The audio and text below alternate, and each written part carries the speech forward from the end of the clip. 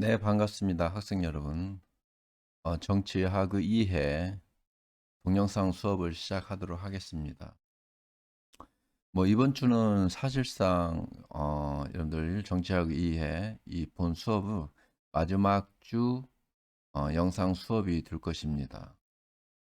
벌써 11월 마지막 주하고 12월 첫 주가 시작되는 주간이죠. 그래서 14주 동영상 수업을 마치고 15주 차는 여러분들 어, 마지막 기말고사를 실시할 것입니다. 기말고사는 어, 여러분들 중간고사 시험 실시한 것과 같이 같은 방식으로 시험을 치를 것입니다. 여러분들 수업 시간 2교시 있는 수업 시간으로 맞추어서 어, 지난번 중간고사처럼 기말고사를 실시할 것임을 미리 여러분들에게 말씀드립니다. 이 점 착오 없이 다음 주는 여러분들 기말고사 시험을 준비하도록 하고요. 실질적으로 이번 주는 정치하고 이해 본 수업 마지막 주 수업이 될 것입니다. 실제 강의실 수업이라면 종강하는 시간이 되겠죠. 자, 좋습니다. 먼저 동영상 수업을 들어가기 전에 여러분들 지난주에 여러분들 보내준 그 이메일 관련해서 이메일이 아니죠. 설문지 관련해서 간단히 한번 살펴보고 응답한 학생들 응답한 내용이 있죠. 지난주 수업이 이런 일종의 이제 환경 정치였죠. 환경 정치. 이 정책 분야에서 환경 이 문제는 실질적으로 사실 국가 간의 문제이고 또 이 한 국가 내에서 여러 그 이 환경 문제를 발생하는 인자들이 있죠. 그것을 다 다뤄야 하는 문제이고 또 지역 간의 문제이기도 합니다. 한 국가를 초월해서 어떤 그 지역, 아시아 지역, 또 구미, 유럽 지역 이렇게 해서 그런 환경이 해양 환경이든 대기 환경이든 이것이 한 국가 내에서 머무는 그런 것이 아니고 국가 간의 이동을 통해서 그 피해가 미치는 정도가 크기 때문에 이런 것들은 사실상 한 국가의 어떤 그 경계를 넘어서서 어, 지구 공존 차원에서 접근해야 할 그런 문제이기 때문에 유엔 기구라든가 또 국가 간의 공조를 통해서 이런 문제를 접근하고 그러죠. 이 공유주 비극에 대해서도 여러분들 잘 기술을 했고, 이것도 틀린 학생이 있기는 하네요. 중국발 미세먼지 방지에 관한 학생 의견을 간단히 기술하시오. 좋은 아이디어가 있는가 이렇게 생각을 해봤는데, 대체로 학생들이 그런 이 수업 내용을 중심으로 해서 이 기술해야만이 여러분들이 평가를 받는 걸로 이렇게 생각하는데 그러지 않고 여러분들의 어떤 그 참신한 아이디어 같은 경우 사실 국내에서도 미세먼지 방지를 위한 여러 가지 정책 아이디어 같은 걸 공모하고 그래요. 보면 국가적인 차원에서도 그러하고 또 지자체 자치단체별로도 그런 것을 공모하고 많이 공모해요. 그래서 이제 상금도 걸고 국가에서 거는 상금은 정말로 1,000만 원이 넘는 그런 상금도 있고 지자체에서는 몇백만 원 되는 그런 상금들이 있는데 또 그런가 하면 포스터라든가 글짓기 그런 것들도 많이 있죠. 보면 관심을 두고 이런 게 접근을 해보면은 이것은 다시 말하면 여러 사람들의 아이디어를 좀 모아보면 좀 좋은 아이디어, 해결 방책도 있죠, 보면. 학생들은 그런 어떤 적극적인 아이디어보다도 수업 중심으로만 이렇게 좀 답변을 한 것 같고, 어떤 학생은 중국발 그 이 미세먼지 이 대책이 어떻게 보면 중국의 어떤 그 정부 차원에서의 의지로만 해결할 문제인 거지, 우리가 어떻게 해결할 수 없는 또 해결하기 어려운 그런 쪽으로 이렇게 생각하는 학생도 없지 않아 있는 것 같아요. 근데 내가 좀 이 중국발 미세먼지, 초미세먼지는 정말 우리에게 심각한 여러 가지 이제 각종 질병을 유발하고 또 피해가 적지 않으니까 해결해야 할 문제인데 이게 이제 이 우리 정부가 어떻게 대응하냐에 따라서 달라지기도 하겠지만 우리가 역으로 한번 생각해 볼 필요가 있죠. 위치가 달라져서 아니면 반대로 바람이 동쪽에서 서쪽으로 불어서 우리나라에서 발생하는 미세먼지, 초미세먼지가 중국으로 가서 중국에 피해를 입혔다면 중국인들은 어떻게 했을 것인가? 가만히 있겠는가? 우리처럼 소극적으로 대응하겠는가? 이걸 생각해 본다면 우리가 어떻게 중국발 미세먼지를 접근해야 하고 그 대책을 어떻게 수립해야 하는 것인가는 자명한 사실인 것 같아요. 그래서 최소한 이 중국발 미세먼지는 이게 뭐 한두 해로 끝날 문제가 아니고 예전에는 황사가 문제였다면 지금은 참 중국발 미세먼지 이게 지금 뭐 어떤 그 한두 해로 또 한두 가지의 방안으로 중국발 미세먼지를 잠재울 만한 그런 문제는 아닌 것 같습니다. 그래서 이것을 좀 적극적인 또 국민의 건강을 지키기 위한 우리 정부의 노력이 있어야 하지 않는가 이렇게 생각이 되어지죠. 그런 차원에서 질문을 던졌는데 학생들이 좀 좋은 아이디어도 제출한 학생도 있지만은 제출 학생들이 그냥 본 수업 중심으로만 이렇게 접근해서 그 범위 내에서만 여러분들이 응답한 것 같아요. 그 점은 좀 아쉽지만 그래도 다른 학생들은 참 참신한 아이디어, 참신하게 글을 잘 써서 참고를 하고 있죠. 근데 이러한 그 이 환경 문제는 이 한 국가의 노력으로만 되는 것이 아니라고 그랬죠. 그래서 이제 이것은 또 한 지역의 문제도 아니고 그 국가 경계를 넘어서 지역의 경계를 넘어서 어떤 지구적인 차원에서 국제 차원에서 이런 것을 접근하고 해결해야 할 그런 문제이다는 거죠. 2분 반, 3분 반도 한번 보자면 3분 반도 응답 64명 있죠. 응답 결과를 이렇게 보면 뭐 비슷하게 뭐 환경 문제 발생 근본 원인이 아닌 것은 이것도 틀리는 학생이 있죠. 보면 중국발 미세먼지 방안에 관한 학생 의견을 간단히 기술하시오. 좀 소극적으로 응답하는 것 같아요. 그래서 하여튼 뭐 우리 정부도 뭐 소극적으로 대응하는데 강력히 대응하고 뭐 하나의 아이디어지만 우리가 중국에서 어떤 그 환경 문제를 유발하지 않도록 지원하는 환경 운동을 지원하는 방법도 있을 수 있고 또 우리 정부에서는 기업에 지원하는 이 자금이 있습니다. 중국에 진출해 가 있는 우리 기업도 정부의 지원을 받고 있죠.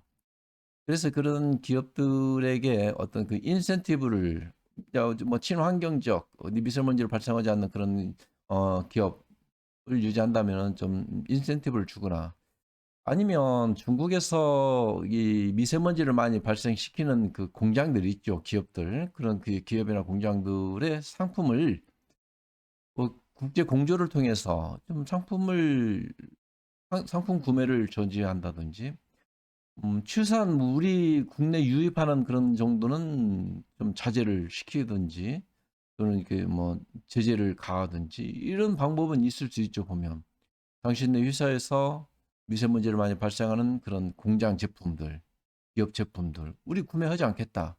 이런 것들은 환경 운동을 통해서 접근해도 좋고 또 정부 차원에서도 좀 적극적으로 이런 것을 공세를 취하는 것도 나쁘진 않을 텐데 우리는 좀 이렇게 중국 하면 뭐 친중국 정책을 해야 하고 하니까 뭐 이렇게 하는데 참 약간 아쉬운 부분이 있습니다. 중국이 반대로 자기들이 피해를 입었다면 중국은 가만히 있지 않았을 것지 않는가. 온갖 방법을 동원해서 우리 정부에 우리 국민들에게 또 압력을 제재하고 우리나라에서 발생하는 환경 미세먼지, 초미세먼지가 자기들에게 피해를 입힌다고 뭐 시끄럽게 떠들지 않았을까 이렇게 생각 해봅니다. 그렇다면 우리도 어떻게 해야 할 것인가? 특히 이제 여러분들도 잘 알겠지만 이 미세먼지 발생이 중국에서 이제 그 11월, 12월, 1월, 2월, 4월까지는 항상 이게 발생해요. 한 5개월 동안. 이게 이제 난방을 좀 쓰고 또 이제 그 폐석탄을 사용하고 하다 보니까 또 그쪽에서는 다 이 계절풍이죠. 일종의 이제 북서풍 바람이 이제 우리 한반도로 들어오기 때문에 더 그 피해를 우리가 이렇게 고스란히 안고 있는데 이 학생은 정말 많이 썼네요. 아, 정말. 음, 내가 어제 읽어볼 때만 해도 이게 이 학생 글은 없었는데 이후로 보냈나 본데 정말 200자 내외로 쓰라 했는데 이렇게 많이 쓰면 여러분들 모든 학생들이 다 이렇게 많이 쓰면 내가 정말 힘들죠. 하여튼 그럼에도 불구하고 한번 한번 읽어보고 이렇게 쓰는 학생의 수고를 생각해서 한번 꼭 읽어보고 긍정 평가를 하지 않을 수 없죠. 자, 좋습니다. 넘어와서요.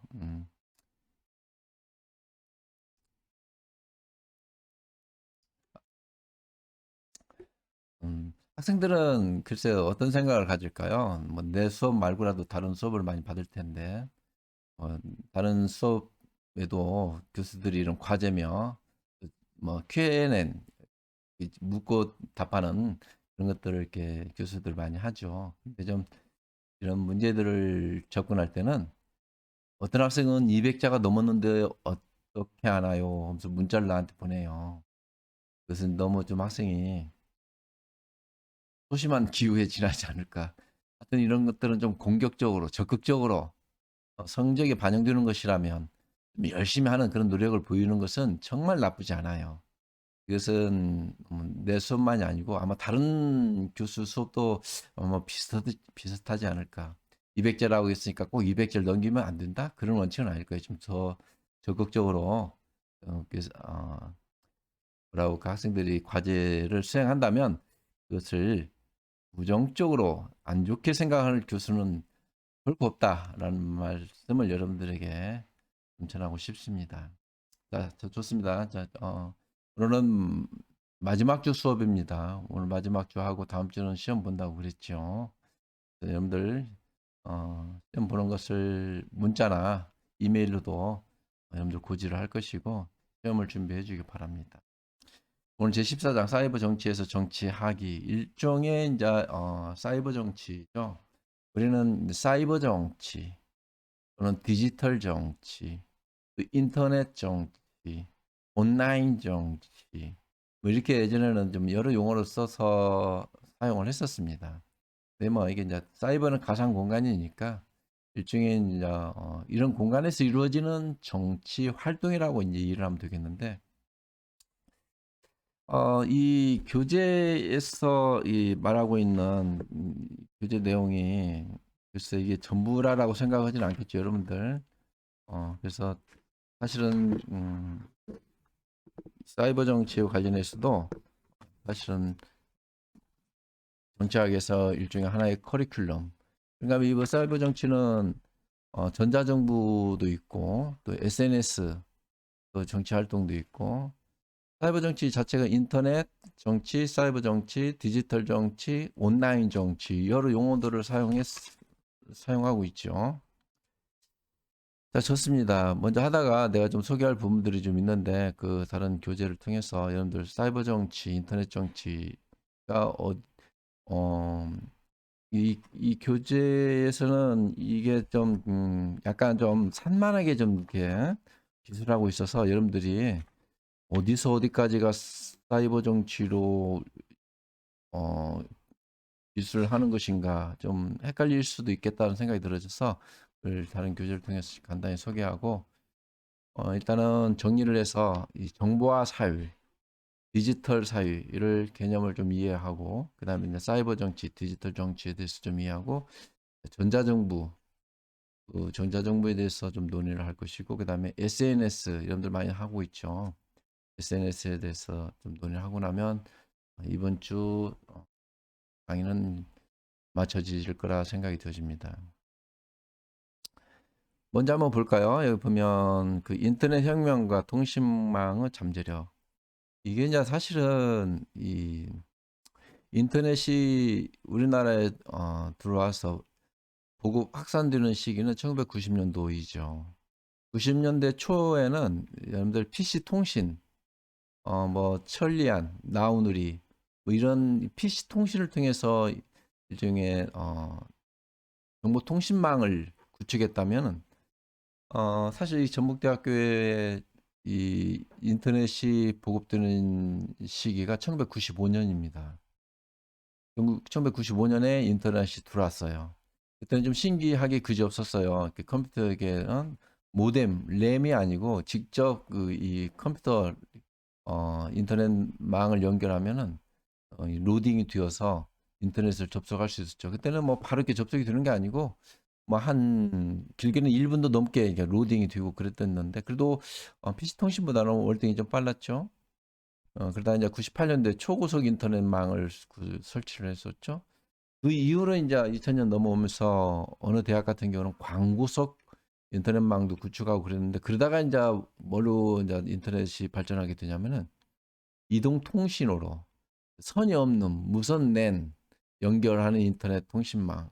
다시 말하면 휴대전화 사용이죠. 모바일 이런 어떤 그 정보통신 기술의 트렌드가 바뀌게 돼요. 그래서 이제 광고속보다는 일종의 이제 이동통신으로 이제 어, 통신망이 보급 확산되어지면서 그 패러다임이 바뀌게 되죠.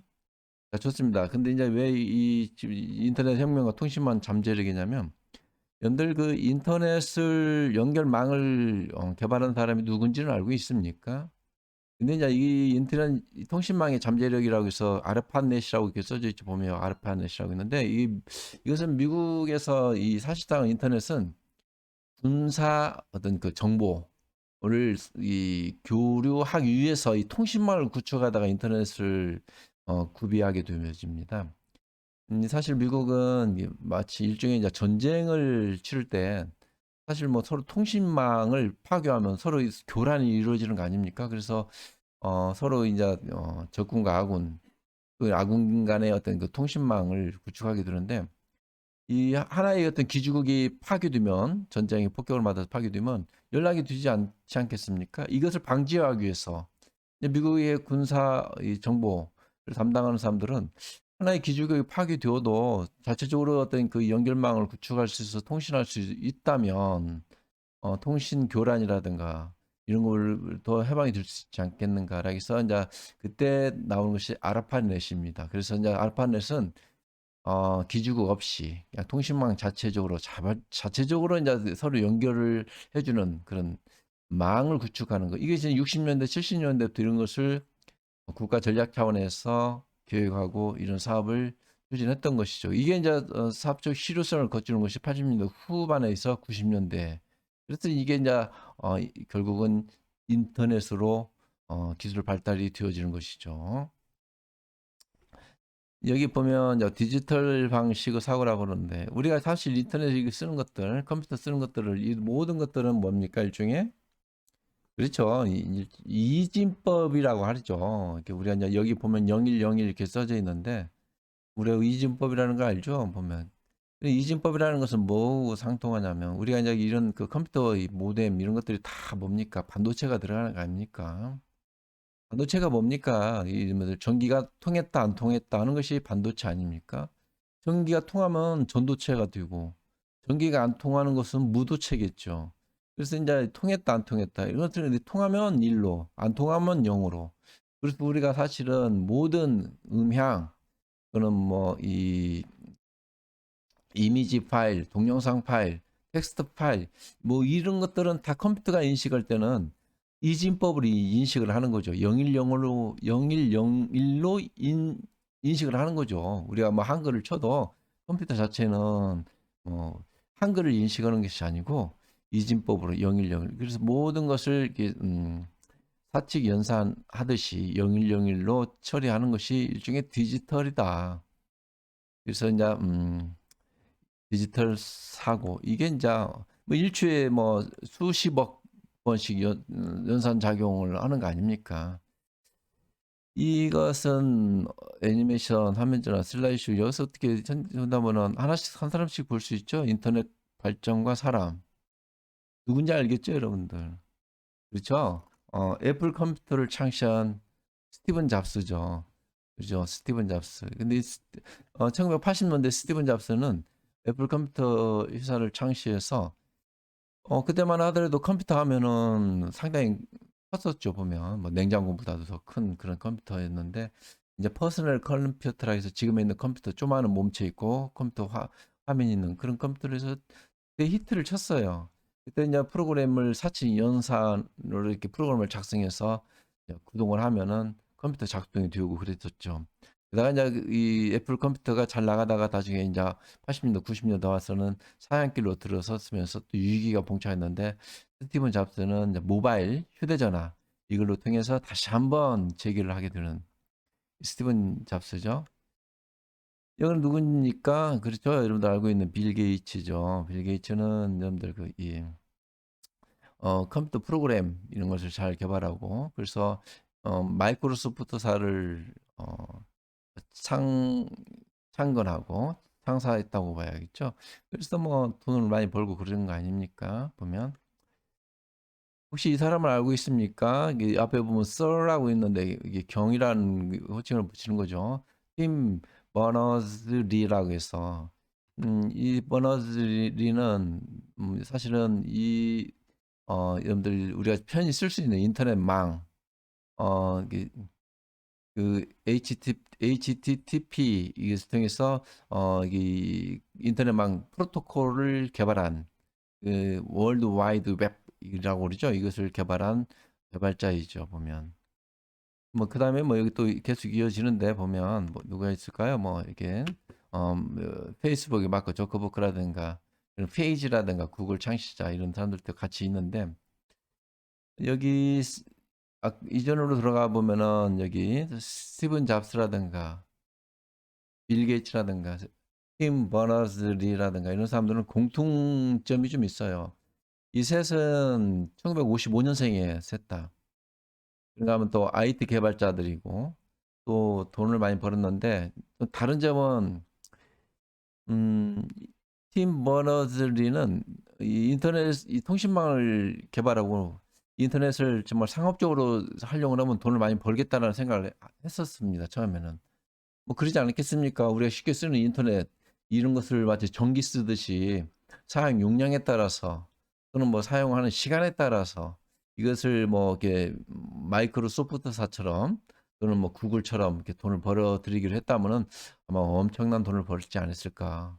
이 통신망을 편하니까 많이 벌지 않을까. 근데 이 팀 버너즈는 그것을 오히려 좀 사회 모든 사람들 이 인류를 위해서 자기가 개발자이지만 개발했지만은 이것을 투명하게 또는 공개적으로 사용할 수 있도록 이제 개방했습니다.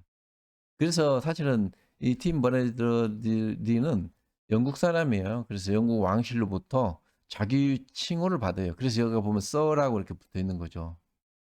그래서 이 세 사람은 이 스티븐 잡스는 정말 이름에서도 이게 느낌이 있죠. 보면 스티브 우리가 뭐냐면 스틸에서 오는 이 사람 명에도 어떤 어원이 있죠. 보면 이 강철처럼 잡스 잡스는 직업 일 아닙니까? 하여튼 열심히 일하다가 죽었죠. 사실은 얼마 전에. 그래서 하여튼 여기 빌 게이츠는 이름도 참 좋아요. 보면 여러분 알겠지만 빌은 뭡니까? 돈이란 의미도 있죠. 보면 근데 게이츠는 문이니까 하여튼 돈이 들어오는 문 돈을 많이 번 빌 게이츠. 얼마 전에 이혼 문제로 좀 논란이 있었죠. 보면 이렇게 둘은 돈을 많이 벌겠지만은 사회 기여보다는 자기 물론 이제 빌 게이츠도 물론 이제 이 뭐라고 하죠? 봉사 내지는 또 사회 기여 같은 것도 많이 내놓곤 하지만은 이 팀 버너즈-리만큼 이게 우리가 인터넷을 이렇게 쓸 수 있도록 사회적인 기여 이거는 참 어떤 버너즈-리가 오히려 좀 더 기여하는 정도가 크다라고 말할 수 있겠습니다. 마크 조커버크라든가 페이지 같은 사람은 더 볼 거 없고요. 팀 버너즈-리가 누구인지 한번 볼까요? 보면 여기 하이퍼링크 열게 하면 열 수 있을까요? 여기 보면 테드라고 써 있죠. 보면 이게 진짜 18분인데 다는 못 보고 그냥 간단히 좀 이렇게 개요만 설명하고 보겠는데 보면 Time flies. It's actually almost 20 years ago when I wanted to reframe the way we use information, the way we work together. I invented the World Wide Web. 웹 이렇게 썼죠. Now, 20 years 이게 뭐 이 영상을 촬영한 지가 뭐 10여 년이 넘을 거예요, 보면.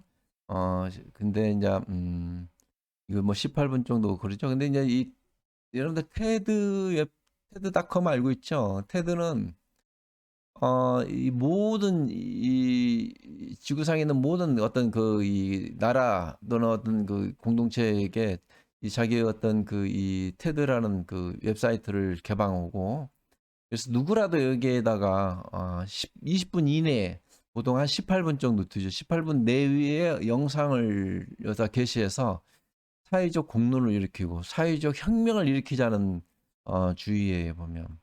그래서 여러분들이 좋은 아이디어, 인류 공영을 위해서 또는 뭐 인류 발전을 위해서 뭐 아이디어가 있다면 여러분들 이렇게 동영상을 찍어서 테드 이 닷컴에 올리면은 뭐 좋은 내용이라면 각광을 받을 것이며 또 주목을 받을 것이라 생각이 듭니다. 그래서 이렇게 테드 혁명이라고 그러죠, 보면. 이런 것들은 뭐 어떤 뭐 인종간 또는 뭐 이념간 이런 것을 초월해서 테드닷컴에다 모든 이 사회를 변혁시킬 수 있는 또는 기여할 수 있는 인류를 발전시킬 수 있는 그런 그 영상을 한 18분 내로 18분 이내로 영상을 찍어서 테드에다 올리자. 그래서 다양한 어떤 컨텐츠를 구축하고 있는 게 테드닷컴입니다. 여기에서 보면 이게 테드죠. 여기에 이제 이게 사실은 유튜브에서도 들어볼 수 있죠, 보면. 이게 사실은 Years on, Ted, 팀 I want to ask your 버너스-리 help in a new reframing. 내용입니다. So going back to 1989년 하이퍼텍스트 컨셉, 이걸 통해서 이때 이제 인터넷을 개발했던 팀 버너스-리, 이거 다 볼 수 없으니까 이렇게 간단히 소개하고, 그런가 하면 이 영상이 유튜브에도 올라와 있죠, 보면. 그런가 하면 오픈 데이터, 여기 오픈 데이터, 유튜브에 오픈 데이터라고 검색을 하면은 잠깐만 뭐 유튜브를 들어가 볼까요?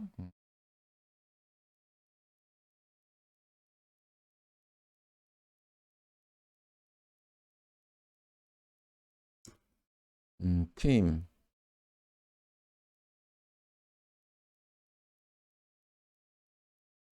어휴.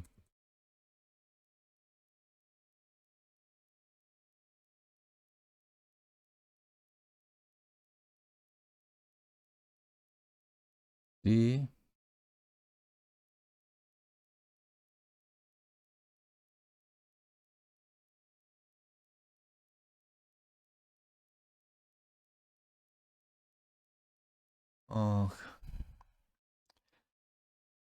이 팀 버너리의 어떤 영상이 많이 있죠, 보면. 근데 이제 여기 사회를 변혁시킬 수 있는 후에 이제 여러분들 그 오늘 마지막 수업에 그 전자정부 수업도 있죠, 보면.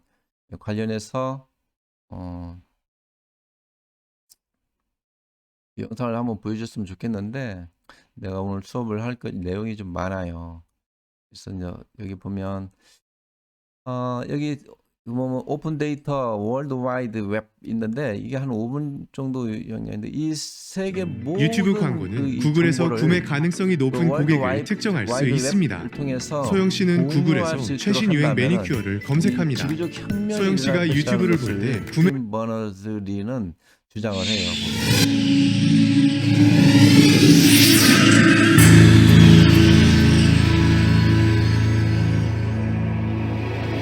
테드에 올렸죠. to affect things like this. 모든 정보 Houses 우리가 occupied by white people. 심지어는 Well, 이 there was 가정에서 too much of a 쓰는 correlation we felt between which houses were occupied by white people and which houses had water, and the judge was not impressed either. The judge was not impressed to the tune of $10.9 million. That's the power of taking one piece of data, another piece of data, putting it together, and allows you can go and have a look at what recovery money they've been spending in blue in the US. 그래서 요즘 앞으로 Specifically in the EU. 4차 산업에는 Larger scale, 빅데이터 시대, this is a mashup 빅데이터 of 시대가 the 된다고 data which 얘기하지 was 않습니까? 그래서 Syria 지금 이 on the map 설명하는 내용이에요. during the same year. 그래서 Every 인터넷 flash is 망에서 an edit. Somebody 연결되어 somewhere 있는 모든 looking at the 정보가 OpenStreetMap 교류되어 and 있는 realizing it could be 통신망을 better. 통해서 You can see 이게 Europe is ablaze 하는 곳은 with 인터넷 updates. 망을 통해서 Some 서로 이 places 정보를 perhaps 공유하고 not as 있는 much as they 것을 should be. 보여주고 Here, 있는 것입니다. focusing in on Haiti, the map of Port-au-Prince at the end of 2009 company released satellite imagery with a license who wanted to help and could. Camps rapidly became the. 자, 정리하면은 한 가정에서 쓰고 있는 모든 데이터, 우리는 쉽게 뭐 일종의 이렇게 쉽게 쓰는 데이터들이 있지 않습니까? 또 검색어들 있고 이런 것들을 다 취합해서 활용한다면 이게 일종의 이제 빅데이터가 되는 거죠. 그래서 사실은 우리가 이 구글이 무서운 것은 구글은 앞으로 사회가 어떻게 변해갈 것이라는 것을 예측을 해내는 거죠. 전 세계인들이 구글을 통해서 검색어를 하죠, 보면. 무엇을 가장 많이 검색하고 있는가? 그러면 사회 트렌드를 읽을 수 있다는 거죠. 그러면 앞으로 사회가 어떠한 방향으로 갈 것인가? 이런 것들을 예측해낼 수 있다는 것이 구글의 장점 아니겠습니까? 이런 것들을 팀 버너즈리도 강조를 해요, 보면. 그래서 오픈 데이터, keep it up. 그래서 이걸 이제 각각 이런 것들을 취합하고 통제하면. 근데 이것도 사실은 뭐냐면, 정보 감시의 문제도 줄 수 있는 거예요, 보면. 예를 들어서 빅브라더, 리틀 시스터 그런 문제가 있지만 하여튼 이런 데이터들을 우리가 활용하면 이 지구적 차원에서 인류 발전에 기여할 수 있겠다라는 것은 팀 버네러즈리의 주장이에요. 그래서 이제 이것을 팀 버네러즈리의 그 영상을 여러분들이 한번 꼭 검색해서 봤으면 좋겠다 하는 생각이 들어집니다. 그래서 우리가 이렇게 어떻게 보면 쉽고 빠른 그런 인터넷망을 이렇게 우리가 사용할 수 있는 것도 팀 버너리즈 덕분이다라고 생각해 볼 수 있는 거죠. 그다음에 내가 이제 강의에 들어가기 전에 먼저 한번 열어볼 것이 있어요.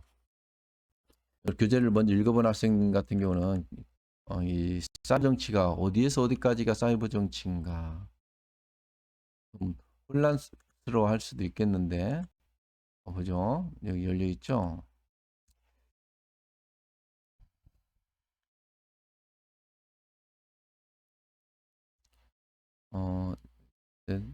네이버를 들어가서 내가 이제 쓴 책이 있어서 그래요. 보면 뭐 이게 저서한 걸 뭐 자랑하겠다는 건 아니고 한번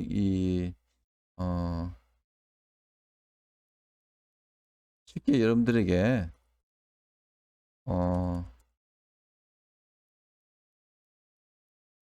그 범위를 좀 정해주고 싶어서 그런 거예요. 보면 여기 보면 책 있으면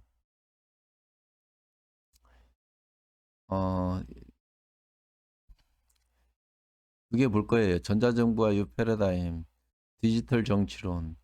내가 이 디지털 정치론과 전자정부 유 패러다임을 저서한 것도 불과 이제 10년이 조금 넘죠. 11년 차인데 어떻게 정보통신기술 분야 이쪽으로는 이미 고전이 되어버린 거예요. 보면 또.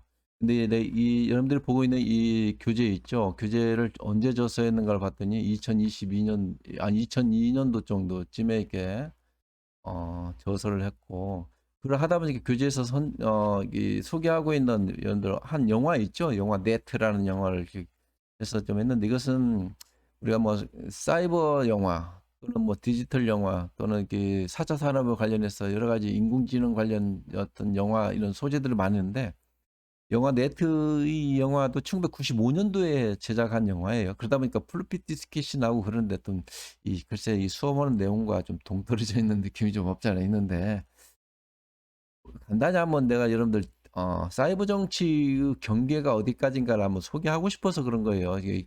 그리고 이 사실은 전자정부도 하나의 커리큘럼이에요, 여러분들. 내가 2002년부터 계속 전자정부를 강의해 왔는데, 근데 여기 간단히 여러분들 교재 소개되어 있죠. 여러분들 보고 있는 교재. 그러니까 사이버 정치도 하나의 커리큘럼으로 지금 사실은 해도 충분할 정도의 저서 분량인 거죠. 근데 왜 내가 쓴 것을 열어보냐면 여기까지만 소개를 하고 바로 넘어갈 것이며, 또 그러면서 또 여러분들 교재를 보면서 좀 개괄적으로 설명을 할 겁니다. 먼저 정보 사유 기본 관점 담론이에요. 이 정보 사유를 어떻게 볼 것인가. 우리는 90년도에 IMF를 겪고 나서 이제 이 김대중 전 대통령께서 화두가 뭐였냐면 정보화였어요. 그때는 이때는 뭐냐면 이제 산업화는 늦었지만 정보화는 앞서가자. 그래서 여러 사업 마인딩, 또 정부에서 추진하고 있는 그런 마인딩이 주요했어요. 보면 정보통신기술 전문가들을 많이 배출하기 위해서 그런 사람들도 이렇게 재교육을 하고 또 이제 참여정부라고 그러죠. 노무현 정부 때는 이제 전자정부를 고도화시키는 데 좀 주의했고 이제 이런 것들은 정부의 어떤 시책과 맞물려서 주의했어요. 근데 이 정보 사회는 우리가 이제 정보화 사회라고 그러죠. 근데 이제 정보화 사회가 이제 고도화되어지면서 지식 사회가 되어지는 거죠. 지식. 지식 사회라고도 요즘 안 하죠. 뭐라고 하면 지능화 사회라고 그러죠. 요즘은 지능화 사회. 그러니까 이제 정보 사회도 아니에요. 요즘은 4차 산업이에요. 보면 뭐 1차 산업, 2차 산업, 3차 산업 이렇게 알죠, 여러분들. 1차 산업이 여러분들 알고 있지만 뭐 굴뚝 산업, 공장 산업, 산업혁명이라면 2차 산업은 전기혁명 아닙니까? 전기. 우리가 이제 이렇게 쉽게 쓰는 전기혁명이. 3차 산업이 정보혁명이죠. 그 다음에 이제 지금은 4차 산업 시대예요, 보면. 그러다 보니까 지금 정보화 사회도 참 어떻게 보면 고전이 되어버린 그런 거죠. 이제 그런 논의를 좀 하는 것이고, 그다음에 이제 사이버 공동체, 이게 사이버 정치니까 사이버 공동체의 담론과 구조가 있어요. 사이버 공동체 이론이라든가 또 아까 말했지만은 그 사이버 공간의 유토피아도 있는가 하면 또 디스토피아도 있죠. 보면 감시, 감독 또는 뭐 이렇게 여러 가지 해킹 또는 바이러스, 유포 뭐 이런 것들이 이제 어, 디스토, 디스토피아적 관점인 거죠. 보면. 그래서 사이버 공간을 어떻게 바라볼 것인가. 긍정적인 그 이 관점에서는 그야말로 하버버스가 말하는 일종의 뭡니까 공동체 공간이 되어지는 거죠. 담론의 공간. 우리가 쉽게 면대면이 될 수 없다면 비대면 또는 이제 가상 공간에서의 어떤 공론의 장이 되어지는 것이 이제 공동체 공간이죠, 보면. 그다음에 이제 또 이 사이버 정치를 보는 곳이 사이버 공론의 장, 공론장 형성과 수의 민주주의. 근데 뭐 지난 수업 시간에도 가끔 한 번씩 말했지만 음, 공론의 장, 공론장 형성은 그걸로 끝나는 게 아니고 그것은 이제 담론이 이루어지는데 담론은 하버마스가 말하는 그런 그 담론의 장은 수의 장이에요. 심사숙고하는 곳이지 그냥 뒤에 서서 비방하고 욕설을 하고 하는 그런 공간은 아니에요.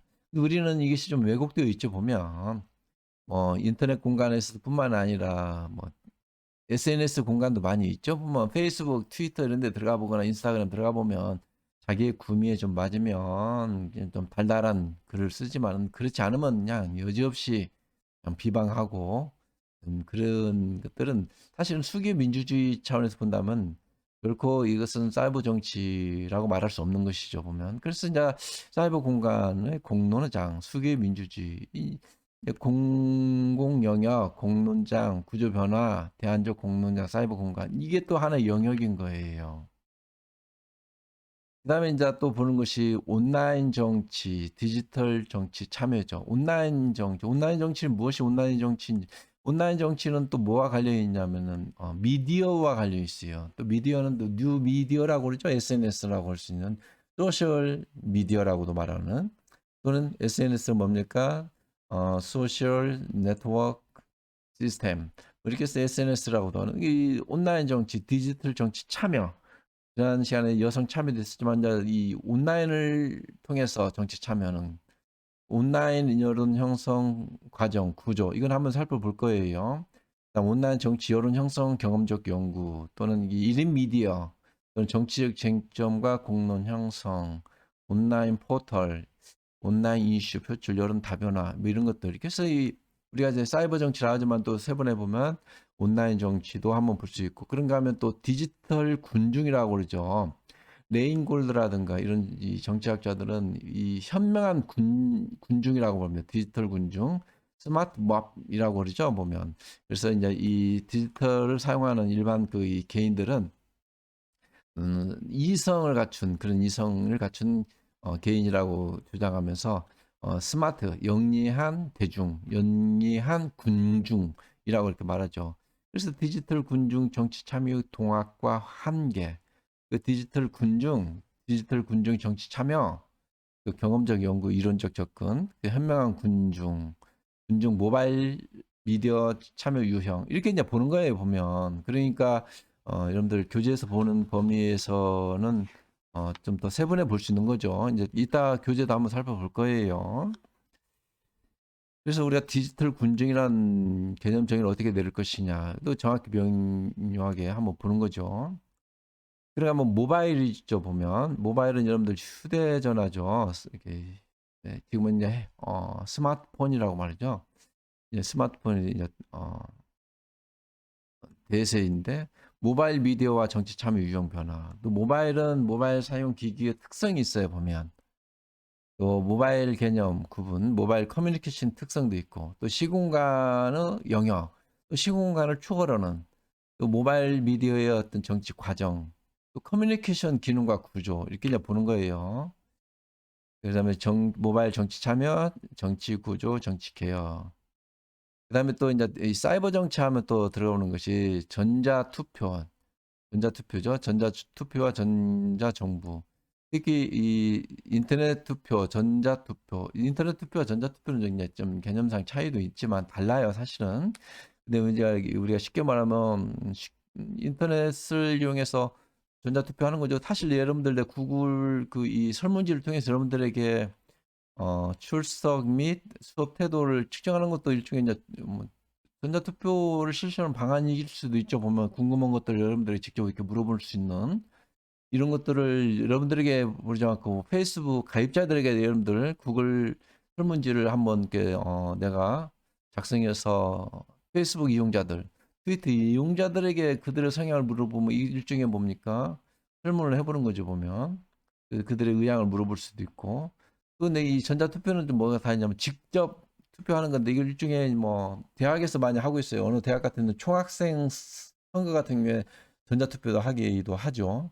그런가 하면 뭐 큰 선거는 이 전자투표를 기술상 좀 못하는 부분도 있어요. 보면. 하지만 작은 선거들 있죠. 총장 선거라든가 뭐 농협 조합장 선거라든가 뭐 또 기업에서 이사들의 어떤 주주총회 이런 것 전자투표라든가 이런 것들은 전자투표 이런 걸 통해서 활용하는 거예요. 이런 것들이 이제 일종의 사이버 정치라고 볼 수 있는 거죠. 보면 왜 이렇게 소개하냐면 여러분들 사이버 정치 영역이니까 이렇게 소개를 하는 거예요. 보면 이런 것들이 사이버 정치 영역이구나.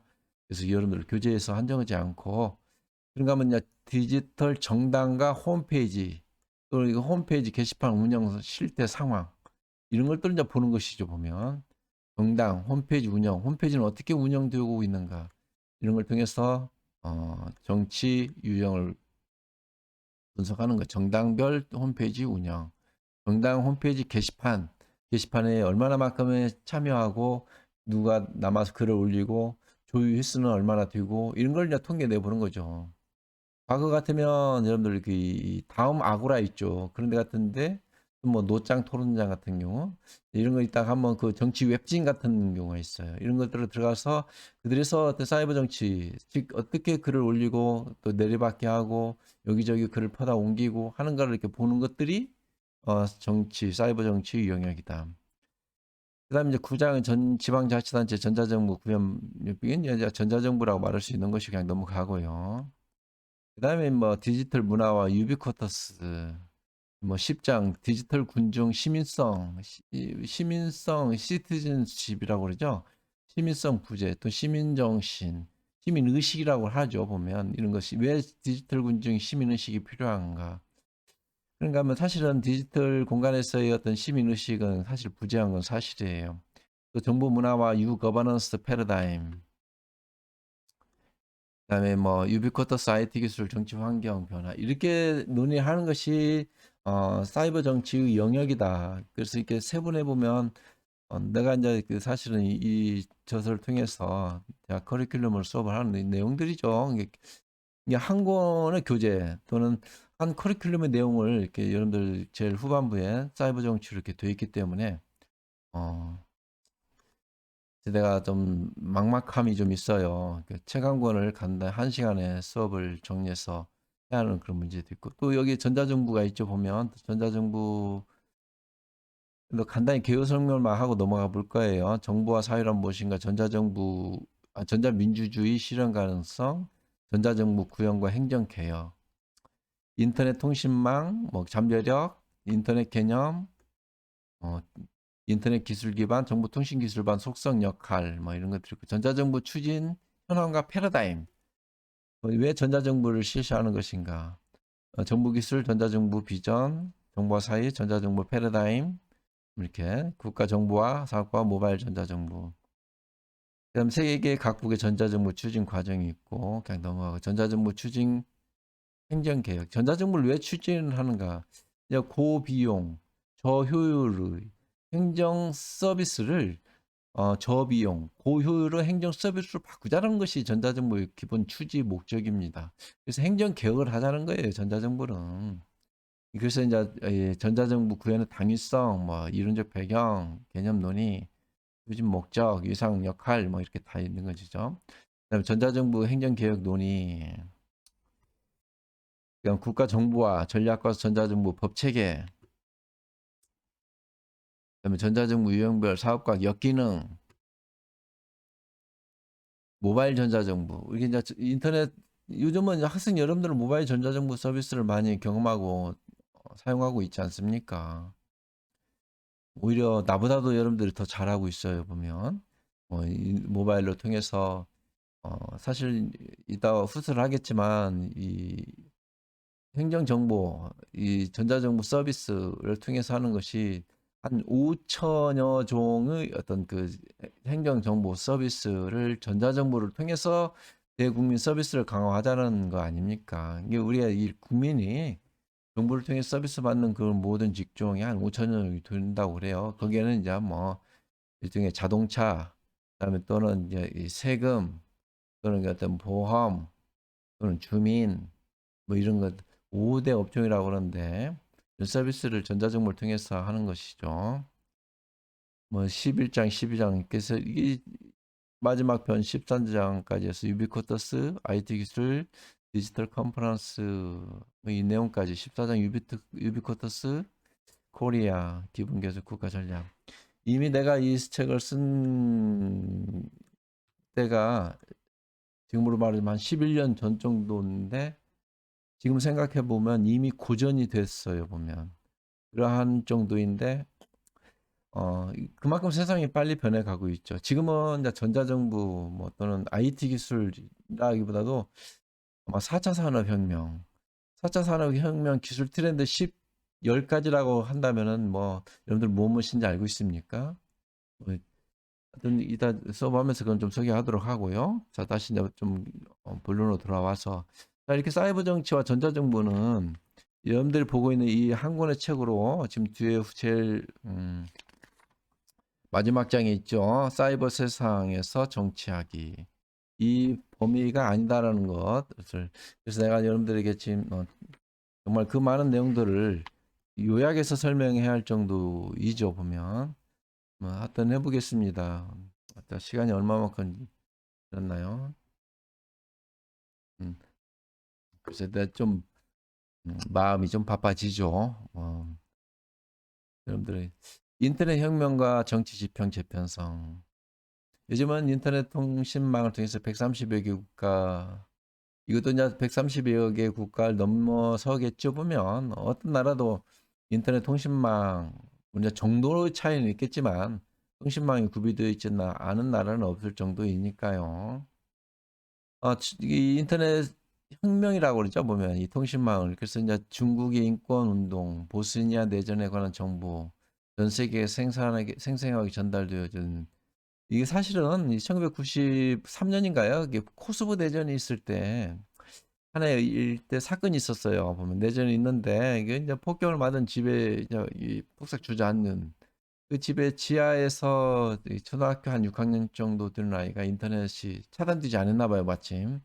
그래서 이제 그 지하에서 자기 집에서 인터넷을 접통해서 마침 자기 집이 폭격을 맞아서 파괴되었고 자기는 지하에서 인터넷이 마침 연결되어서 전 세계에다가 전쟁의 참혹함을 인터넷을 통해서 게시를 하면서 이걸 보면 이제 누리꾼이라고 그러죠. 인터넷 네티즌들이 보고 일파만파 그렇게 되면 어떻게 되죠? 그런 내용들을 여기저기 퍼다 나르고 어떻게 하겠습니까? 전쟁의 참혹함을 알리게 되고 그래서 전쟁을 반대하는 반전 운동을 전개하고 뭐 이때 하나의 사건이 있었어요. 보면 그러니까 멕시코의 사파티스타 저항 운동 이것은 이제 뭐라고 하죠? 이게 반정부 단체예요 보면 이들이 반정부 단체들이 인터넷 공간을 통해서 멕시코 정부 독재 정부에 대항해서 민주화 운동 지금 민주화 운동이라기보다는 반전 운동이 아니 반 독재 운동이죠.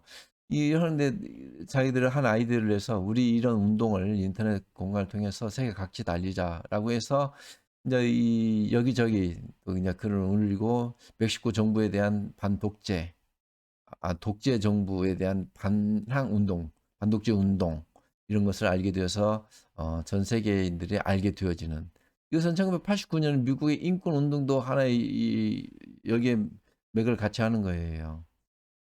그래서 뭐 각 나라마다 이런 인터넷을 통해서 정치 혁명을 이뤘던 사례가 많이 있어요 보면 필리핀 같은 경우도 그 아키노의 어떤 그 반정부 운동인들이 뭐라 합니까 기존의 독재 정부에 대해서 대항을 싸울 때도 인터넷 공간을 통해서 자기들의 어떤 목소리를 뻗어나르고 그러니까 독재 정부에서는 가장 그 독재를 감추기 위해서 뭐냐면 인터넷부터 차단하지 않습니까 보면 중국 같은 경우도 인터넷을 통제하고 있죠 보면 지금 현재 세계의 어떤 인터넷을 차단해서 꼭 자기들이 허용하는 그런 인터넷만 접속하도록 하고 볼 수 있도록 하게 하는 것들이죠. 그래서 이 인터넷 혁명이라는 것은 정치권 국민들의 의견을 수렴하는 기회를 갖게 되고 또 인터넷 발전은 생활 양식과 정치, 경제 활동에 지대한 영향을 미치고 있다는 걸 아마 여러분들 잘 알고 있을 것입니다. 먼저 한번 정보통신기술 속성을 한번 간단히 살펴보면 정보통신기술은 정확성, 접근의 용이성, 쌍방향성, 신속성 이게 일종의 이제 사회적 자본이 들어오는 거예요. 소셜 캐피탈이라고 그러죠. 사회적 자본이 되어진다는 거죠. 사회적 자본이 뭔지 알고 있나요? 여러분들 내 수업 시간에 한번 소개를 했는데 사실은 이 사회적 자본이라는 것은 경제적 자본과 좀 다르죠. 이 사회적 자본이라는 것은 사회가 발전하는 데 중요한 역할을 말합니다. 이 사회적 자본의 그 세 가지를 말하고 있는데 규범, 신뢰, 네트워킹, 네트워크라고 말하죠 보면. 뭐 이것은 내가 시간이 없으니까 설명하고 그냥 넘어가겠습니다. 한번 연돌 사회적 자본을 인터넷 검색해 보십시오. 근데 우리가 생각해 보면 이 정보통신 기술과 한국 사람들의 어떤 그 빨리 하는 그 문화 좀 이게 우리 한국 사람들이 좀 성격이 급하죠 보면 급하다고 하죠. 대체로 식당 가서도 밥이 좀만 늦으면 막 독촉하고 이 빨리빨리 하는 문화와 디지털 방식, 정보통신 기술 이거 궁합이 잘 맞는다고 그래요 보면. 어떤 측면에서 보면 우리는 스마트폰, 멀쩡한 스마트폰을 속도가 느리다는 이유로 바꿔버리죠 보면. 그러면 새로운 기종이 나왔다는 이유로 또 바꿔버리고 또 한 2, 3년 만에 한 번씩 바꿔야 보면 사실 그러하기 때문에 우리가 삼성이나 뭐 어떤 LG 같은 그런 웹 개발자들도 먹고 살고 또 그런가 하면 반도체 업자들 뭐 스마트폰 개발업자들 또는 어떤 그런 기업들도 먹고 사는 거 아닙니까? 우리가 예를 들어서 휴대전화 하나 샀는데 뭐 냉장고나 뭐 세탁기를 사용하는 것처럼 10년, 20년 사용한다면은 아마 이런 이 웹 개발자들은 굶어 죽는 건 사실일 거고 이런 그 삼성 같은 그런 회사도 아마 망하지 않을까. 근데 우리는 참 어떻게 보면 2, 3년 만에 한 번씩 유행이 지났다고 또 그냥 버리고 새 걸로 구매해주고 그러니까 어떻게 됩니까? 이런 이 개발자들이며 기업들이 호황을 누리면서 생겨나는 거 아닌가 이렇게 생각이 되어집니다. 새로운 사회, 새로운 정치, 대의민주주의 한계를 극복할 수 있다는 거죠. 사실은 인터넷을 통해서 이것은 하바마스가 말하는 공론의장, 이것이 대의주의 한계를 극복하는 하바마스는 공론자는 구조 변경에서 사실은 인터넷 공간을 주목하고 있어요. 근데 하바마스도 사실은 우리나라에 한번 왔었죠 보면 독일의 정치학자, 사회학자인 철학가이기도 한 하버마스는 특히 외국 사람들은 이 한국 사회를 더 주목해요. 특히 우리 한국 사회에서의 어떤 여러 가지 정치적 사건이 많이 있었죠 보면 과거에 특히 인터넷 공간에서 이루어지는 여러 가지 담론 또 이것이 온 오프라인을 넘나들면서 어떻게 정치의 방향을 이끌었던 그런 사건들 이런 것들이 서구 사람들이 볼 때는 좀 다이나믹한 것 같아요, 보면. 그렇기 때문에 그들이 한국 사회를 좀 예의주시하고 그래요. 또 정보통신기술 관련 정치학자들도 한국 사회를 많이 주목해요. 한국의 어떤 그 소비 트렌드, 한국의 정치 변혁을 정치 변화를 이끄는, 변혁을 이끄는 어떤 기술적 트렌드, 또 한국 사람들의 어떤 정보통신기술 사용 심리, 이런 것들을 주권자의 정치적 무관심을 극복할 수 있는데, 요즘은 조그만 있으면은 SNS를 통해서 의견을 게시하고 그러지 않습니까? 또 온오프라인을 넘나드는 정치, SNS 정치 현실, 이것들이 이제 정보통신기술 힘입은 새로운 정치다. 산업혁명, 정보혁명, 지식혁명, 지능혁명. 이건 이제 4차 산업혁명이라고 말할 수 있죠, 보면.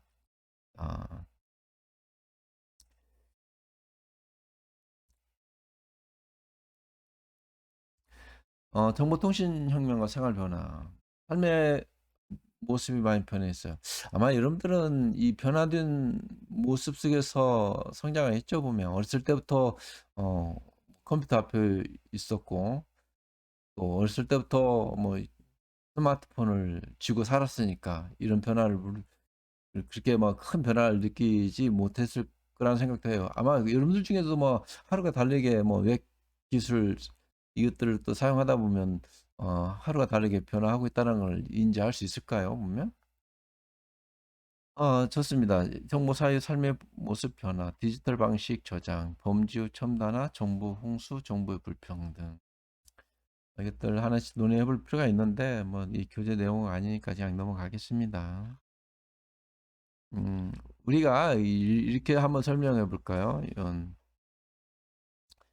우리 한국 사람들이 뭐 세계적으로 문맹률이 낮은 건 알고 있죠. 그런가 하면 정보 문맹, 이것도 우리가 사실은 가장 낮아요, 보면.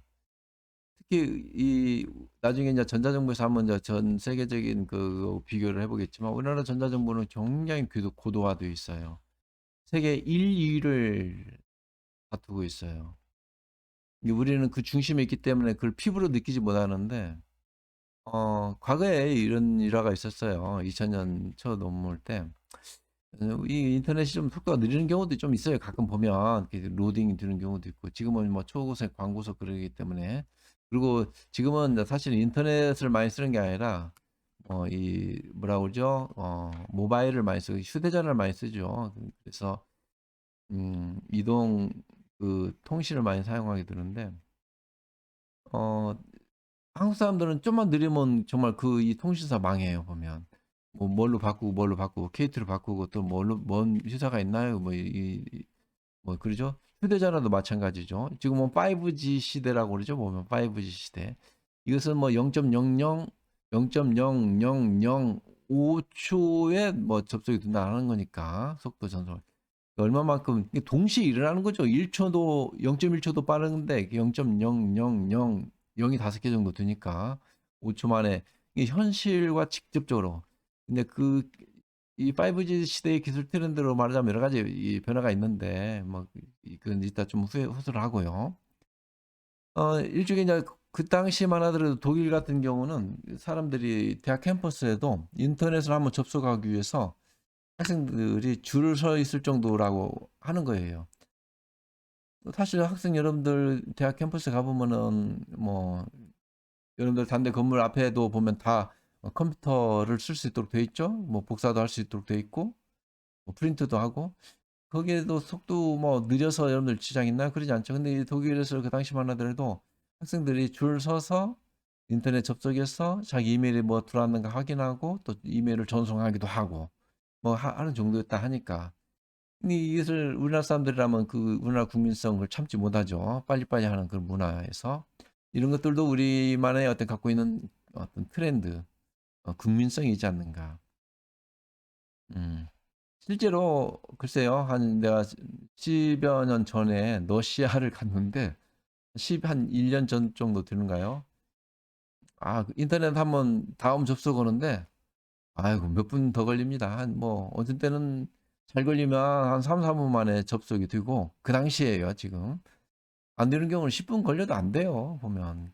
그래서 이제 뭐 이메일을 하나 확인해서 뭘 보내기도 하고 확인도 하고 뭐 그래도 혁명적인 거죠. 그 당시로 보면. 뭐 이것을 언제 뭐 우편으로 보내고 그러겠습니까? 전자우편으로 보내서 10분 이내에만 확인할 수 있고 그 내용을 전송할 수 있다면은 근데 뭐 지금 그거 갖고는 안 되죠 보면 뭐 이런 거죠. 정보 사유는 정치에 어떤 영향을 주는가? 삶의 불확실성 감소, 시간의 물질 전략, 재택근무, 시험, 쇼핑, 홈페이지. 뭐 지금 요즘 뭐 다 비대면 하고 있지 않습니까? 특히 이것은 10년 전하고 지금은 또 다르다고 그랬죠 보면 요즘은 뭐 이 비대면이 상시화되어 있을 뿐만 아니라 또는 글쎄요 내가 한 전자정보를 써보기 한 20년 전에만 해도 원격 화상이 있었어요 보면 원격 화상 강의도 할 수 있는 게 있었어요. 근데 이게 솔루션이 있는데 그게 이제 사용을 못했죠 보면 그때만 해도 몇 학생들에게 또 결석하는 학생들에게 저녁에 들어와서 나하고 다시 수업을 좀 받으면 출석을 인정해 주겠다고 하고 그래서 한 몇 번 사용했는데 그때만 해도 웹캠도 다들 없고 하는 시기였는데 지금은 다 그러지 않죠. 여러분들 뭐 휴대전화 앞에 딱 놓으면 웹캠이 필요 없을 정도고 휴대전화 하나면 그게 작은 컴퓨터일 정도니까 이게 10년 전과 오늘 지금 현재하고는 그렇게 패러다임이 많이 바뀌었어요 보면. 근데 지금 여러분들 보고 있는 이 교재가 20년 전 정도 쓴 책인데 그래서 이것이 여러분들 전부라고 한다면 내가 조금 그래서 조금 여기에 좀 매달리지 않고 좀 달리 설명을 하는 이유가 거기 있습니다.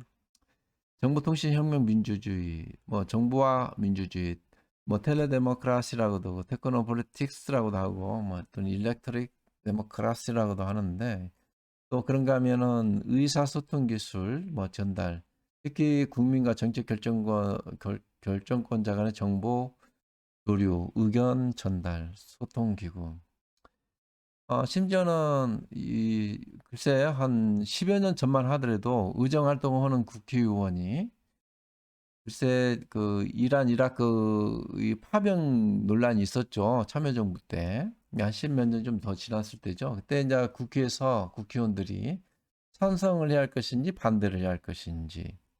지금 같으면 최근에 일하면 사드 문제 같은 걸로 정치인이 국회에서 이제 기표를 할 거 아닙니까? 찬성해야 할 것인지 반대해야 할 것인지. 이것을 해당 지역 주민들에게 모바일을 통해서 직접 물었어요. 보면 그 홈페이지를 통해서 여기 이제 그 모바일 접속한 그 지역 주민들이 찬성해야 합니다. 아닙니다. 반대해야 합니다. 이렇게 해서 일종의 이제 하나의 어떤 상징적인 거지만 이렇게 해서 서로의 의사소통, 정치권과 또 유권자와의 어떤 의사소통을 했던 경험이 있어요. 보면 그런 문제들은 중요하죠. 보면 국회의원이지만 그 국민을 의사를 대표하는 국회의원 아닙니까? 자의적으로 자기가 이렇게 결정하는 게 아니고 해당 지역 주민의 의견을 묻는 것은 그런가 하면 또 이라크 전쟁 때 실례했는데 초기에 미군이 휴대전화를 들고 전쟁에 직접 참여하고 그랬어요 보면. 그걸 하다 보니까 전쟁에 참여하는 그 과정에서도 어떤 군인은 스마트폰 웹을 열어서 동영상을 촬영하는 거예요 보면. 그래서 이 영상을 촬영해서 직접 자기 나도 봤는데 뭐 이렇게 그냥 그 우리 영화 보면 참 총 맞으면 뭐 그냥 으악 하면 비명을 지르면서 그냥 뒤로 몸을 젖히면서 그냥 별 신용 당하면서 죽는데 나는 그 사람이 죽는 모습 총 맞아 죽는 모습을 그때 한번 봤는데 그냥 푹 주저앉아요 보면 머리 푹 숙이고 그냥 탁 몸에 맞으면 뭐 으악 소리도 못 오고 죽던데요 보니까 근데 이제 이것을 미군이 이제 이것을 촬영해서 인터넷을 통해서 이제 그 모습들을 전쟁에 참여하는 자신들의 모습 이런 것을 올리게 됐어요. 그러다 보니까 미국 국민들 어떻게 되겠습니까? 내 형제가 내 자녀가 내 자식이 미군 저 이역만리 떨어져 있는 이란 이라크죠. 이라크 전쟁에 가서 그런 죽는 모습을 보니 어떻게 되겠습니까? 그래서 이제 미국에서 반전 운동이 전개되었어요. 그래서 이제 미군이 미국 행정부 그에서는 여기 모든 군인들에게 인터넷을 접속하지 못하게 하고 스마트폰 사용을 금지시키는 그런 사례가 있었죠 보면.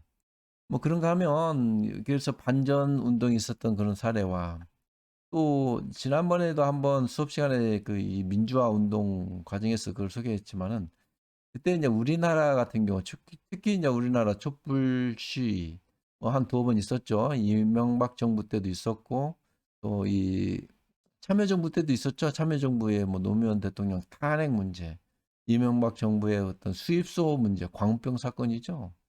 그런가 하면 지금 문재인 정부에서도 좀 이런 것들이 좀 있는데 문재인 정부가 어째 촛불혁명으로 탄생한 정부라고 하지 않습니까? 박근혜 탄핵을 통해서 이런 것들이 사실은 국민들 이런 것들이 국민들의 의견을 반영한 정치권의 변화. 좀 다시 한번 이따도 한번 더 살펴볼 겁니다. 그래서 이 과거의 하나의 민주주의는 대의 민주주의라고 했는데 이 한계를 극복하는 그래서 직접 민주주의인 거죠 보면. 그래서 정치하는 사람들도 궁금한 사항을 직접 국민에게 물어보고 국민도 직접 정치권에 자기 의견을 게시하고 뭐 우리가 그 게시하는 방법이 뭐가 있습니까? 청와대 게시판 있지 않습니까? 국민청원이라고 하는 그런 게시판. 나도 한번 게시했는데 글쎄 뭐 몇만이 돼야 한다고 그러죠? 그게 20만이 되어야 나도 그 참 안 올라가더라고 보면은 코로나19로 인해서 뭐 이 정치권 적어도 그 정치 판공비라고 그러죠. 그 의정 활동비 또는 활동비 대활동비를 받는 그런 사람들 있죠. 장차관들, 뭐 여러 국장들 또는 뭐 이 지방 의원들, 국회의원들 뭐 이런 사람들이 이 활동비를 좀 절반으로 줄이자 하겠는데 조회수가 그렇게 높지 않았어요 보면. 이렇게 이제 청원을 하는 거예요 보면 직접. 그래서 이제 조회수가 높으면 국민이 청와대에서 반드시 거기에 이제 화답을 하는 그런 것들이 좀 민주주의를 여는 그런 효시가 되겠다.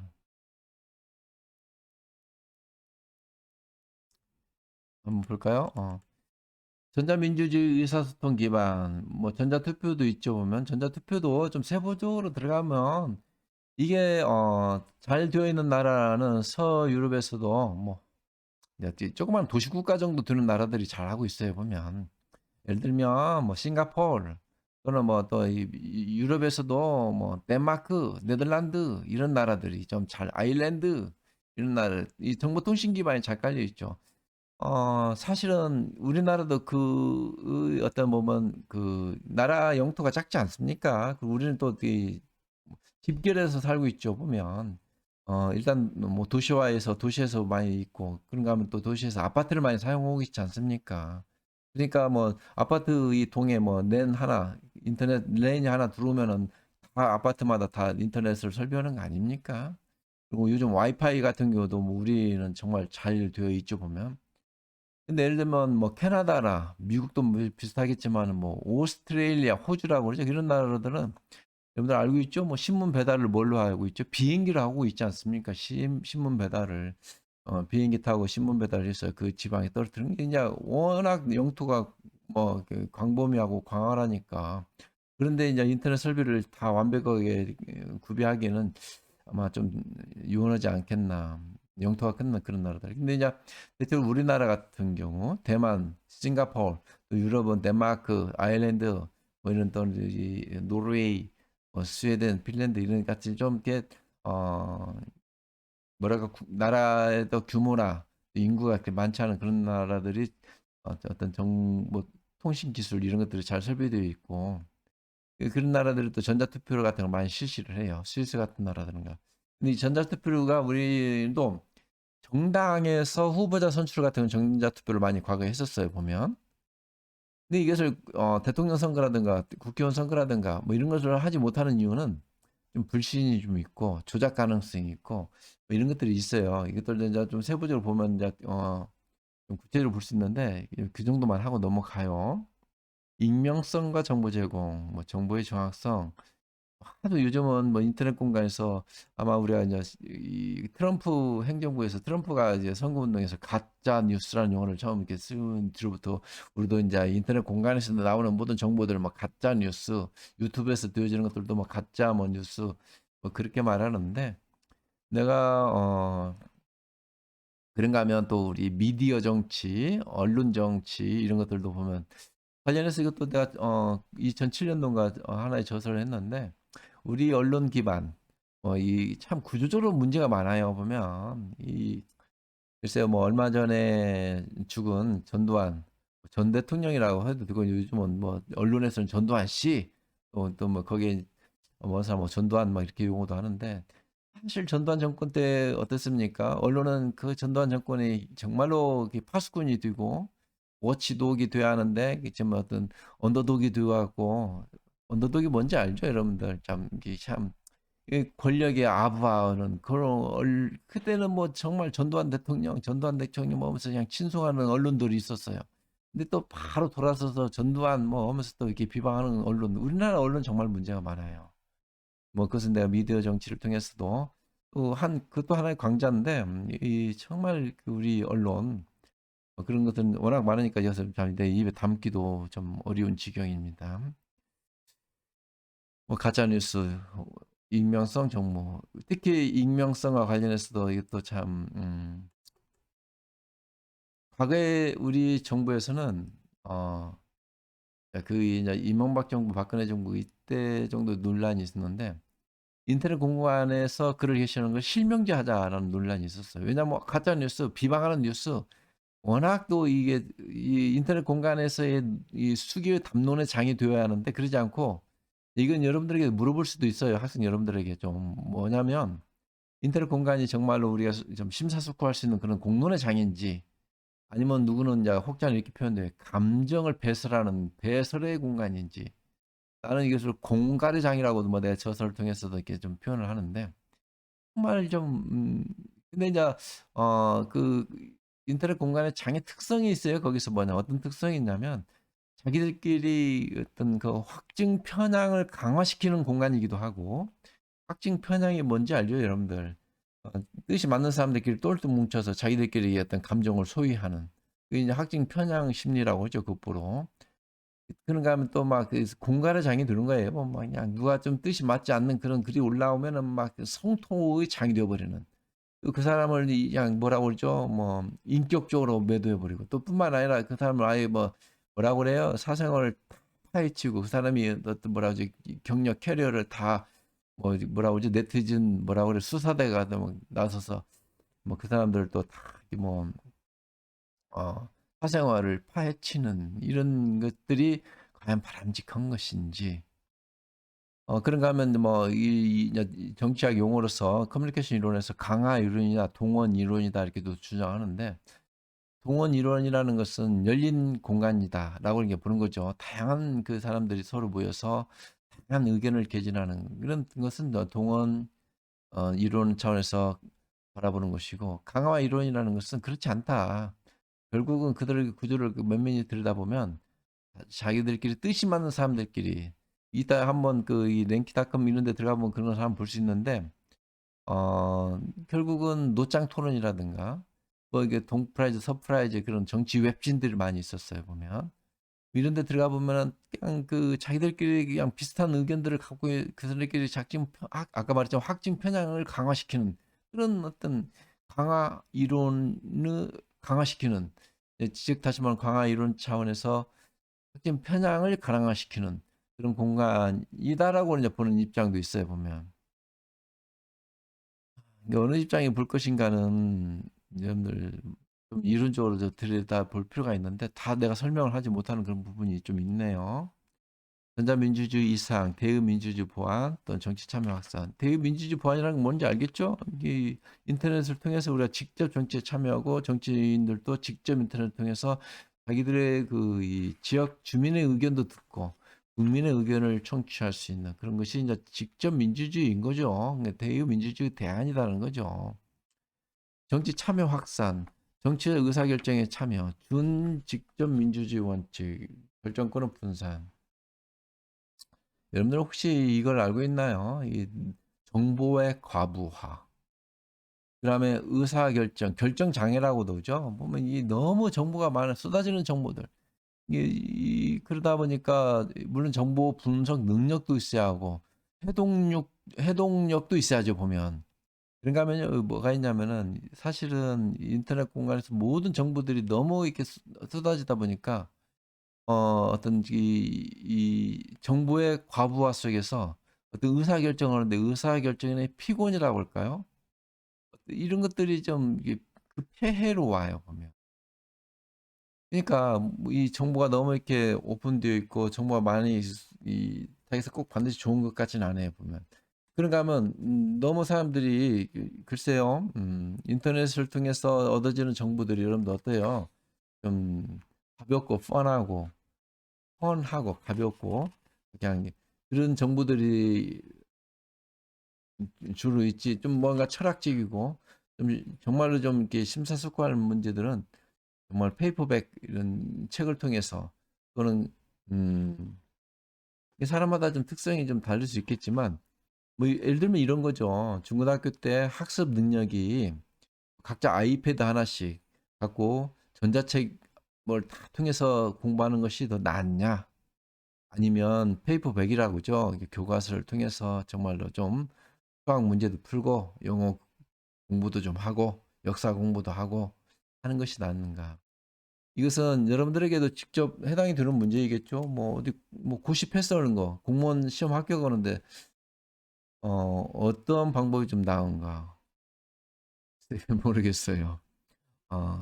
근데 나는 인터넷 통해서 얻어지는 것들은 또 쉽게 잊어버리더라고요. 보니까 안타깝게도. 이것도 뭐 랭키닷컴에 들어가면 아까 내가 말했지만 정치 웹진들 이렇게 들어가 보는데 여러분들 랭키닷컴 이거 있죠 보면 과거에는 이런 데서 보면 이 이걸 여러분 사실은 뭐 랭키닷컴을 보자는 게 아니고 여기 보면 정치 관련해서 웹진들 있는 거 어떤 웹진들이 있는가 이 랭키닷컴 어떤 거냐면요 예를 들면 이런 거예요. 우리 여기 다 있죠. 분류 검색하는 거에서 보면 우리가 건강, 의학, 교육, 학원, 뉴스, 미디어, 건축에서 쭉 서비스, 쇼핑, 스포츠, 엔터테인먼트, 영화 이렇게 있는데 이거는 이제 정치 행정을 열어봐야겠죠. 정치 행정에서도 이제 정치 부분, 정부 기관 있죠. 정치 부분 열어본다면 뭐 운동, 정당, 정치인, 정치 포털 있죠. 보면 단체 이제 이렇게 열어보는 거예요. 보면. 그래서 이 순위를 보는 거죠. 어, 위키리스크 이게 알죠? 어떤 사이트인지. 그래서 뭐 그다음에 청년의 꿈, 그다음에 여의도 연구소. 여의도 연구소는 특정 어느 정당에서 운영하는 연구소죠. 뭐 이렇게 국민의힘, 한나라당, 한국당 그쪽이죠.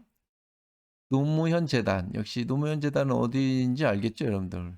뭐 이런 것들은 즉 다시 말하면 뭘 말하자면 위키리스크 한국이 이 정치 포털 사이트에서는 1위를 나타내고 있다는 겁니다. 이게 이제 정치 포털에서 가장 많은 그 검색 순위든 조회 휘수든 이런 것을 1위를 나타내는데 이 포털의 가장 그 이 순위는 말하자면 1322위지만 1320 그러면 무엇이 1위, 2위 정도 상위 랭킹인지는 알겠죠? 뭐 가장 으뜸인 것은 엔터테인먼트이겠죠. 보면 또 스포츠나 쇼핑이나 뭐 이런 거 아닙니까? 이제 그런 쪽이고 정말 누가 뭐 정치 토론을 하자고 정치 포털 들어가서 웹진 들어가서 이렇게 하겠습니까만은 다만 그 중에서도 여기 근데 이제 이 노무현 재단이라든가 청년의 꿈 이런 데는 말은 해요 보면 왜냐하면 이게 지금 이 포털에 올라 보면 여기서 이제 각종 의견들을 게시하고 나의 어떤 그 이 정치적 의견을 게시하고 또 누가 또 어떤 글을 올렸는가 서로 공감도 하고 정보를 교류하고 이렇게 하는 거죠 보면 뭐 홍문청 이 홍문청답 이 여기에 지금 누가 이죠 홍문청답은 누굽니까 뭐 홍준표 아닙니까 준표형 질문에 청년이 답한다 그러니까 이렇게 쉽게 말하면 정치 웹진에서 이렇게 좀 상위 레벨 1, 2위 안에 3위 안에 든다면은 그만큼 이제 인지도가 높아지는 거 아니겠습니까? 뭐 노무현 재단도 마찬가지고. 그래서 이런 것을 뭘 검증하냐면 국민들에게 그만큼 많이 노출되어진다는 거죠. 많이 노출되어진다는 것은 주목을 받는다는 거 아니겠습니까? 이렇게 해서 활동해 보는 거예요. 뭐 정치인은 누가 요즘 많이 뜨고 있을까요? 정치인을 한번 클릭해 볼까요? 정치인도 이게 정치인 있죠. 김성호, 김영춘, 김한길, 노희찬, 조순형. 근데 요즘은 이것도 좀 예전 얘기예요, 보면. 그래서 옛날에는 뭐 노무현 대통령 당선되기 전에는 노무현이 많이 올라오고 어디 정동영이 좀 많이 올라오고 그랬었죠, 보면. 그래서 여기에 상위 랭킹이 되어진다면 그만큼 국민들의 주목을 받는다는 거죠, 보면. 그래서 여기에도 이제 끼지 못한다면 이제 잊혀지는 사람이니까 좀 두려워하고 이렇게 해서 정치 웹진들을 보는 것이다. 여러분들 그 랭키닷컴 같은 경우는 여러분들 한번 이런 것을 활용해 보면 좋을 거예요. 여기서 이제 우리나라 또 예전이죠. 내가 미디어 정치를 강의할 때만 해도 그 저서를 통해서 활동할 때만 해도 우리나라 포털이 한 지금은 이제 모르겠어요. 근데 한 10여 년 전만 하더라도 포털이 800여 개의 포털이 있습니다. 하지만 이것도 예를 들면 대체로 네이버, 다음, 네이트 포털이 전체 포털의 80% 비중을 차지해요. 이게 이제 네이버나 다음이나 네이트 포털이 80%를 뭐라 그럴까 유저들이 활용한다라는 거죠. 이것은 마치 이 우리나라 언론 신문과도 좀 비슷해요. 우리나라 언론 신문이 조중동 아닙니까? 좀 이게 보수적인. 그다음에 한경대 뭐 이렇게도 나오고. 한경대는 뭔지 알겠죠? 한겨레 신문, 경향신문, 대한일보 뭐 이런 식이겠죠. 그래서 이런 신문들의 조중동이 우리나라 언론의 80% 시장을 독점하고 있어요, 보면. 조중동이니까 어디죠? 조선일보, 중앙일보, 동아일보 이런 신문 언론들이. 그러니까 뭐 각 지역에 있는 지방에 있는 언론들은 뭐 더 말할 것 없고 그 여타의 언론들이 얼마나 많습니까? 그런 데는 20% 갖고 나눠 먹게 하는 거다. 이렇게 이해하면 되겠죠. 자, 좋습니다. 조금 시간이 뒤지니까 조금 쉬었다가 수업을 계속하도록 할까요? 좀 쉬었다 가겠습니다.